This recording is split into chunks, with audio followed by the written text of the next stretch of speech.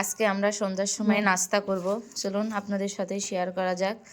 এই দেখুন পেঁয়াজু, ছোলা, বেগুনি, আজকে এটা নাস্তা করব। এখন মাখাবো এগুলা, চলুন কেমন করে মাখাই আপনাদের সাথে শেয়ার করি। পেঁয়াজগুলো আগে ছোট ছোট করে কেটে মানে হাত দিয়ে ছিঁড়ে নেব।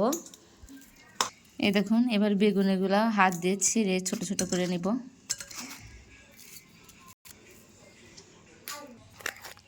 এই দেখুন ছোলাও ঢেলে নিচ্ছি।